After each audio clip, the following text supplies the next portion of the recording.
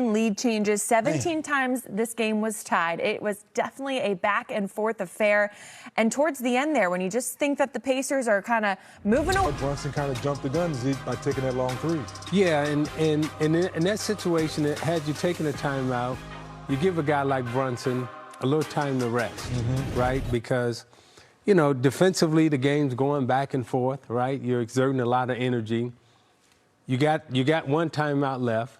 You take that, advance the ball, but what that does is it gives you a star player, and I've been in that position a lot, it gives him a chance to settle down, get his thought process, know what's getting ready to happen to him, and then you come out and you make a shot.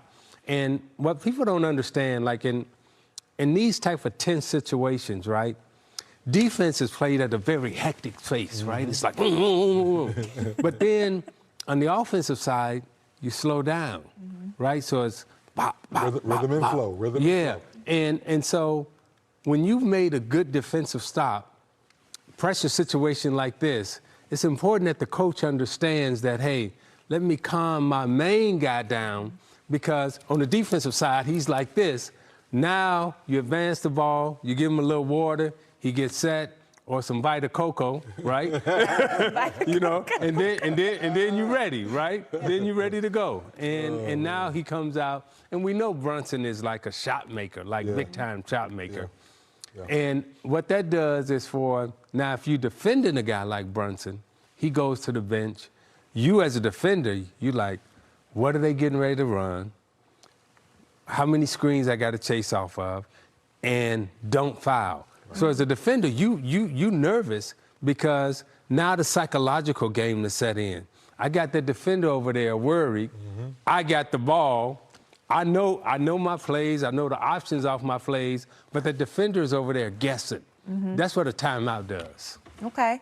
And I mean, before we got to the final 2 minutes of this game, let's just talk about what the Knicks were doing early on. You could tell the starters were a little bit probably nervous, obviously coming into their fan base with that environment and, you know, wanting to prove that they can come back, they can tie up this series. Then you have a guy like Mitchell Robinson come in off the bench, which we know Tom Thibodeau doesn't love to play his bench players. But Mitchell Robinson played 29 minutes, only had those 6 points, but man, did he bring that calmness. He settled them down a bit in the first half, brought the energy. He was able to really help keep them in the game whenever the Pacers went on a little bit of a run. 4 huge offensive rebounds. They have him down for 3 blocks. They have him down for 0 steals, but I know there has to be a steal in there.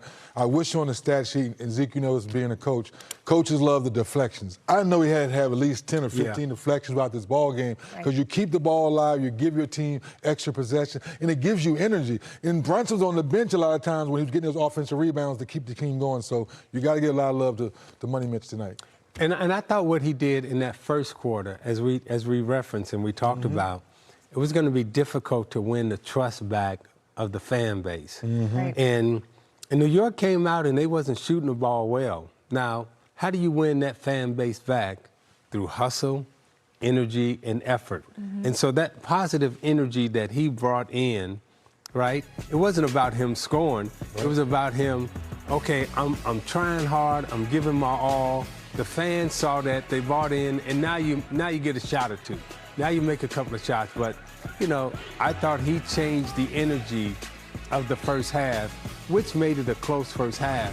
If Robinson doesn't come in that first quarter and do it, it could have got ugly, because I thought his positive energy affected the whole first half.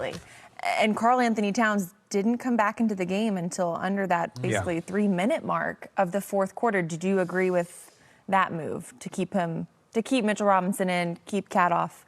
Well, I think sometimes you got to mix it up. I thought maybe throwing both in there together when they had, you know, Siakam in there, put a little pressure on Robinson, move your feet. You've been doing a good job all series long. When they switched the 1-5 pick and roll, why not try to play them together? So now Cat's making shots early, Brunson's on the bench getting some rest. I'm like, this is do or die game at home. You don't want to go down 0-2. Mix the energy with the guy who can make shots. Because when you take Cat off the floor, now you're taking away a guy who can get you 20 or 30 a night. But you got this other guy that's giving you all the effort, all the energy, all the extra possessions. Sometimes you got to put him in the game at the same time. And then you have a Pacers team who plays 6 guys off the bench. Oof. And we were talking about this, you guys, during the game, just how much each one of these guys affected the game. I mean, Tony Bradley, Ben Shepherd, we talked about Ben Shepherd in the first game as well. But just the way that this team is able to insert these players and they're able to make some sort of impact obviously shows how much it works for Indiana. Well, what Coach Carlisle understands is, okay, in physical basketball, like Robinson brings to the game, right?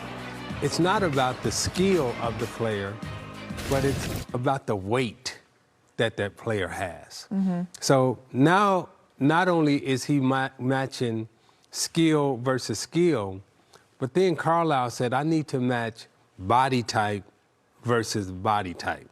So weight versus weight.